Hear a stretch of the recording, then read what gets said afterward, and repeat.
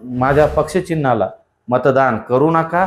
सचिन हावळे पाटलाला विकत घेणारा किंवा मॅनेज करणारा अजून या पृथ्वी तलावर पैदा व्हायचा आहे। चुकीचे कॉमेंट करणाऱ्यांना रोजंदारी मिळत असेल, कुठल्या तरी पक्षाचे गुलाम असतील। सचिन हावळे पाटील कुणाचा गुलाम नाही। समाजासाठी गेल्या 16 वर्षापासून सचिन हावळे पाटील लढतोय आणि लढत राहणार शेवटच्या श्वासापर्यंत। आपल्या आंदोलनामध्ये काही लोकांनी फूट पाडण्याचा प्रयत्न केला, त्यावेळेला सचिन हावळे पाटील हा ठाण्यावर छातीचा कोट करून मनोज जरांगे पाटील यांच्या पाठीशी उभा होता आहे आणि राहील। सचिन हावळे पाटील कधीच गद्दार होऊ शकत नाही। जय शिवराय। मी सचिन हावळे पाटील।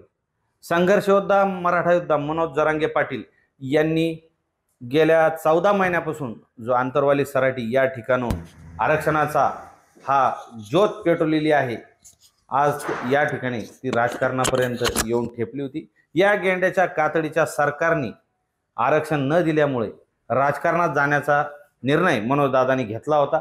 सगळ्यांनी उमेदवारी अर्ज भरायचे सांगितले होते, म्हणून सगळ्यांनी भरले। त्या पद्धतीचा आपणही भरला होता।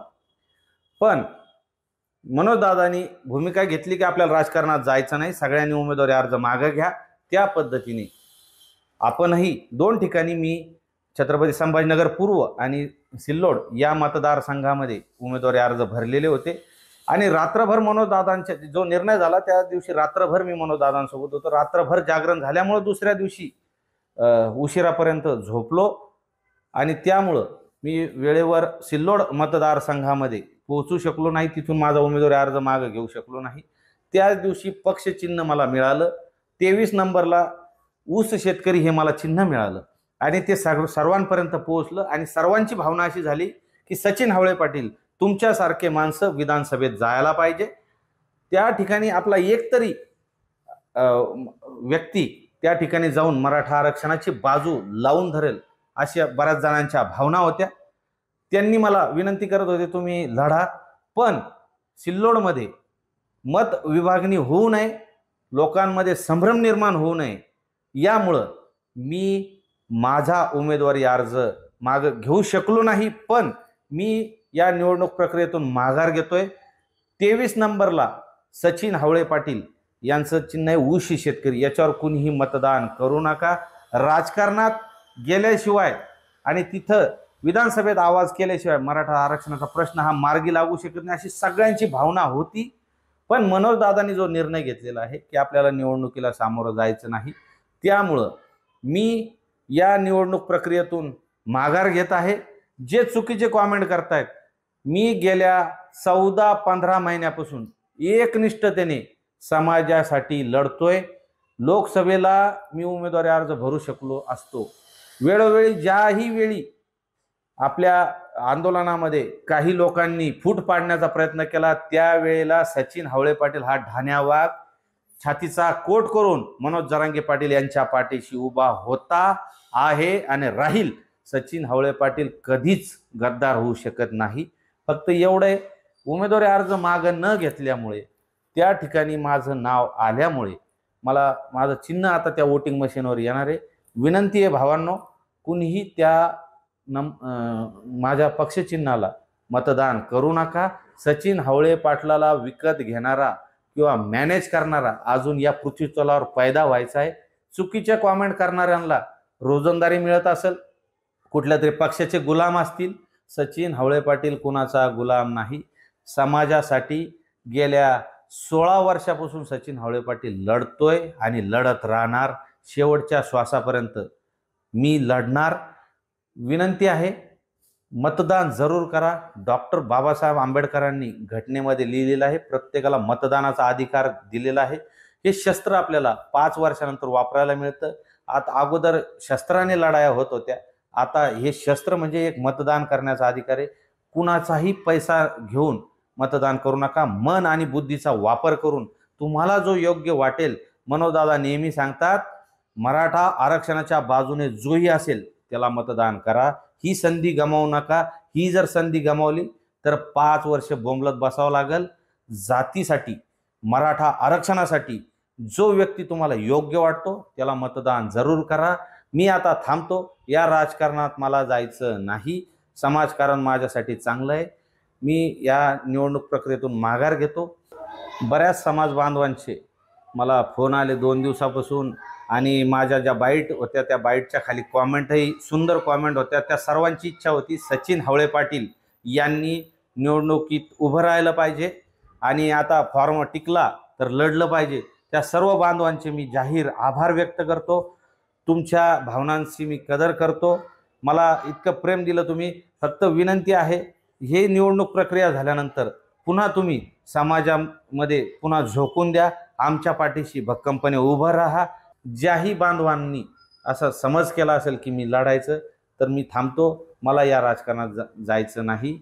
एवढीच विनंती करतो. मी तुमच्या सोबत म्हणजे शेवटच्या श्वासापर्यंत छातीचा कोट करून या आंदोलनातही आहे आणि या चळवळीतही आहे. काळजी करू नका. आता ही निवडणूक प्रक्रिया होऊस्तर म्हणजे 23 तारखेचा रिझल्ट लागेपर्यंत मी माझे उद्योगधंदे बघतो. गेल्या 1.5 वर्षापासून मी जे काम करतोय त्यामुळं माझ्या सर्व कामांकडे माझं दुर्लक्ष झालेलं आहे. आता मी माझ्या कामांकडे लक्ष देतो. विनंती आहे, मी आता माघार घेतो. मला राजकारणाशी घेणं देणं नाही. जय शिवराय. तर मंडळी, हे होते सचिन हवळे पाटील. सचिन हवळे पाटील यांनी सिल्लोड विधानसभा मतदारसंघामधून फॉर्म भरलेला होता आणि त्यांनी त्यांच्या बाईटमध्ये, त्यांच्या व्हिडिओमध्ये सांगितलेलं आहे की मी 2 ठिकाणी फॉर्म भरले होते. छत्रपती संभाजीनगर जिल्ह्याचा औरंगाबाद पूर्व विधानसभा मतदारसंघ आणि सिल्लोड विधानसभा मतदारसंघ, या 2 मतदारसंघांमधनं मी फॉर्म भरलेले होते. दोनही फॉर्म हे ॲक्सेप्ट झालेले होते, ॲग्री झालेले होते.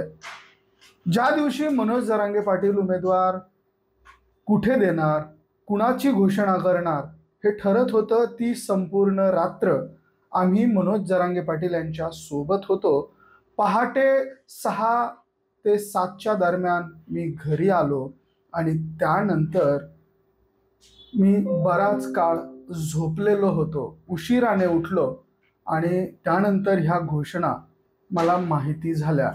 जशा घोषणा माहिती झाल्या तसंच आपण छत्रपती संभाजीनगर जिल्ह्याच्या औरंगाबाद पूर्व विधानसभा मतदारसंघामधनं फॉर्म परत घेतला, परंतु वेळेमध्ये सिल्लोडला पोहोचू शकलो नाही आणि तो फॉर्म मागे घेण्याचा राहून गेला, असं त्यांनी ह्यावेळेस सांगितलेलं आहे, स्पष्ट केलं.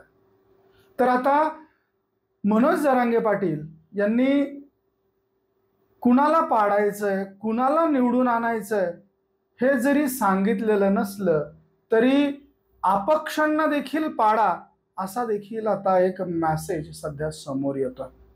आणि त्याच धर्तीवर अपक्ष म्हणून अर्ज केलेले सचिन हवळे पाटील यांनी आपला उमेदवारी अर्ज हा टिकलेला आहे आणि हा टिकलेला अर्ज आता बॅलेट पेपरवरती येणार आहे. त्या मशीनवरती त्यांचं चिन्ह येणार आहे. ऊस असलेला शेतकरी असं ते चिन्ह आहे आणि ते चिन्ह त्या मशीनमध्ये दिसणार आहे.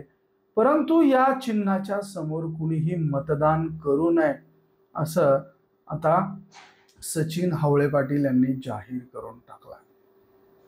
समाजासाठी आपण लढतो आहोत. राजकारण आपला पिंड नाही. आपल्याला राजकारण करायचं नाही. मनोज दादा जरांगे यांनी आदेश दिलेला होता फॉर्म भरण्याचा, तसा आपण आदेश पाळलेला होता. आता त्यांनी निवडणूक लढवायची नाही हे घोषित केल्यानंतर अनावधानाने आपला अर्ज हा प्रक्रियेमध्ये होता, तो ॲक्सेप्ट झालेला होता, तरी देखील आपण आता निवडणुकीतनं माघार घेतो आहोत, हे यावेळेस सचिन हवळे यांनी स्पष्ट केलेलं आहे. या व्हिडिओच्या माध्यमातून आपण ते पाहिलेलं आहे.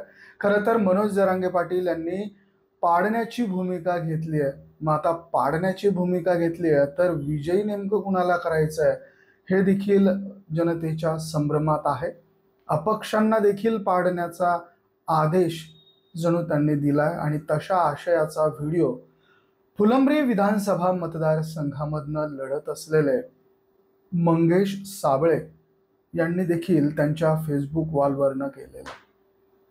तर अशा पद्धतीनं सचिन हवळे यांनी आता आपला उमेदवारी अर्ज मंजूर झालेला असताना त्यांचं नाव बॅलेट पेपरवरती त्या मशीनमध्ये येत असताना, उसाचा शेतकरी हे त्यांचं चिन्ह असताना आपण निवडणुकीतून माघार घेतो आहोत हे आज डिक्लेअर केलंय. काल त्यांचा एक सविस्तर इंटरव्ह्यू आपण आपल्या मराठी एक्सप्रेस या चॅनलवरती प्रकाशित केलेला होता. त्या इंटरव्ह्यूमधनं ज्या कमेंट्स अपेक्षित होत्या त्या कमेंट्स जर का आपण वाचल्या तर त्यामधनं बहुतांश कमेंट्स ह्या सचिन हवळे पाटील यांनी सिल्लोड विधानसभा मतदारसंघामधलं लढावं अशाच आहेत. परंतु मनोज जरांगे पाटील यांचा आदेश सर्वमान्य मानत किंवा सर्वोच्च मानत त्यांनी आता या निवडणूक प्रक्रियेतून माघार घेतलेली आहे. मंडळी, याबद्दल तुम्हाला काय वाटतंय? अजूनही सचिन हवळे पाटील यांनी लढलं पाहिजे की त्यांनी आता घेतलेली माघार ही कायम केली पाहिजे? कमेंटमध्ये अवश्य व्यक्त व्हा. हा व्हिडिओ आवडला असेल तर शेअर जरूर करा. बघत रहा मराठी एक्सप्रेस. धन्यवाद.